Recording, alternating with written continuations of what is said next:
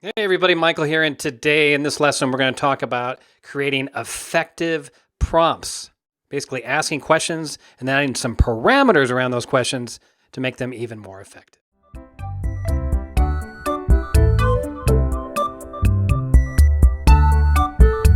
Let's get into it. A guide to crafting effective prompts. We have to know what to ask ChatGPT or any other sort of AI.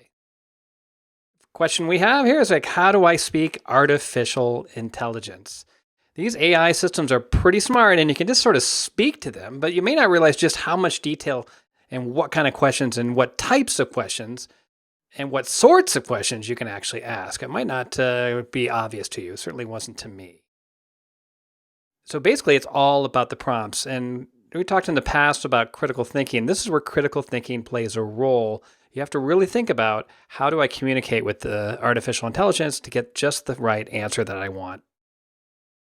Now there's questions, which are obvious, and then there's parameters. And parameters I like to think of, and that's why I use this tuning board here, this audio board mixer, to be able to just sort of change and craft and adjust the parameters around the questions so that it spits out exactly what you want. So here's an example of some questions. Can you create a lesson plan on the solar system? What are some hands-on activities to teach the concept of energy conservation? What are the benefits of inclusive education? And on and on. Basic questions. Now, let's add in a parameter. So this is the as a parameter. So you'd ask the question and then you'd tell the AI device to answer it as a pirate or as a religious figure. And it could speak the way Muhammad or Jesus or Buddha, etc. would speak. You can ask it to speak as Malcolm Gladwell.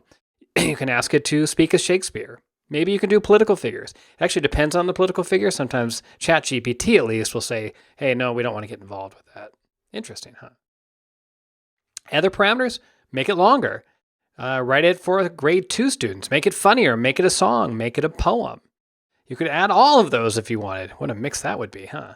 So once you ask that question, you can add these parameters to it along with the question or after you get the answer back. Let's give it a try. Let's get going here. So I'm going to ask a question and it's going to give an answer. And then I'm going to add a parameter, in this case, the as a parameter. So as a baseball player or whatever, I'm not going to use that one, but you'll get the point here. So I'll speed it up too so you don't have to watch it all happen. Here we go. What are the benefits of inclusive education?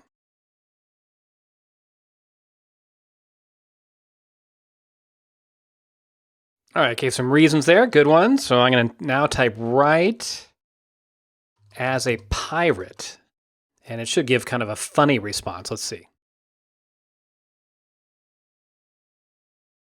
There we go. You see it's kicking it out. I didn't have to remind it to write as a pirate based on the information above. It automatically knew that. Kind of like in a conversation, if you'd say, hey, could you repeat that? You'd know what that is as a human. Okay, here's my personal favorite.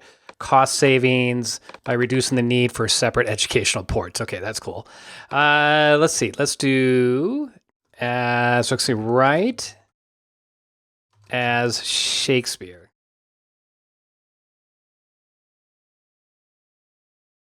I actually want to now make it a little bit simpler. So let's say write as a grade 2 student.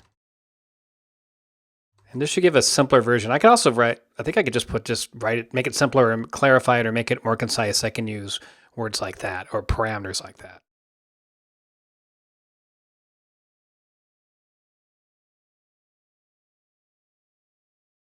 Ah, that did a nice job there. You could imagine as teachers, you could take some complex text and just paste it right in here and then just tell it to write a more concise or simpler or grade 6 version or whatever, and you'll get a shorter, better, or more appropriate, I should say, explanation of some complex material. Okay, give it a shot and see what you think.